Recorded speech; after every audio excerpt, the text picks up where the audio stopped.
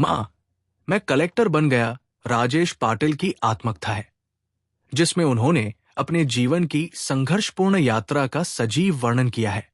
ये कहानी एक अत्यंत गरीबी और अभावों से जूझते किसान परिवार के लड़के की है, जिसने बाल मजदूरी, गरीब परिवार की मुश्किलें, असफलताओं और सामाजिक प्रतिबंधों के बावजूद अपने आत्मविश्वास और कड़ी मेहनत से आईएएस अफसर बनकर अपने सपने पूरे किए।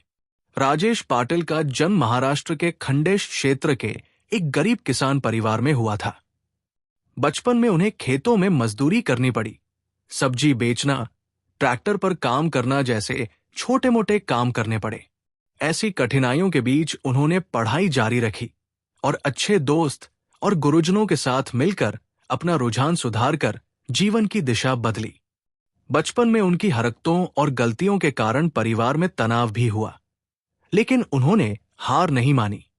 संकटों और परिश्रम के दौर से गुजरते हुए राजेश ने प्रथम स्नातक की पढ़ाई नासिक से की और फिर पुणे विश्वविद्यालय से सांख्यिकी में एमएससी की डिग्री प्राप्त की। उन्होंने सबसे पहले भारतीय सांख्यिकी सेवा में सफलता हासिल की, लेकिन उनका लक्ष्य आईएएस बनना था। कई बार असफलता के बाद वे अपनी लगन और इच्छा शक्ति के बल पर भारतीय प्रशासनिक सेवा की परीक्षा पास कर गए। इस पुस्तक में उनके जीवन के कठिन अनुभव, ग्रामीण भारत की सामाजिक एवं आर्थिक स्थिति, किसानों की स्थिति, ग्रामीण शिक्षा और दैनंदिन जीवन के संघर्षों का चित्रण है। किताब किसानों के कर्ज में डूबे जीवन, कृषि संकट, ग्रामीण सोच, त्योहार, परंपराएं, सामाजिक भेदभाव तथा महिलाओं की स्थिति जैसी कई गहराई से जड़ी हुई समस्याओं को भी दिखाती है। राजेश पाटिल की ये आत्मकथा मात्र एक व्यक्तिगत संघर्ष की कहानी नहीं है, बल्कि उन सैकड़ों गांवों और हजारों युवाओं की कहानी भी है, जो गरीबी और कठिनाइयों के बावजूद शिक्षा और समाज सेवा के लिए आशा जगाते हैं।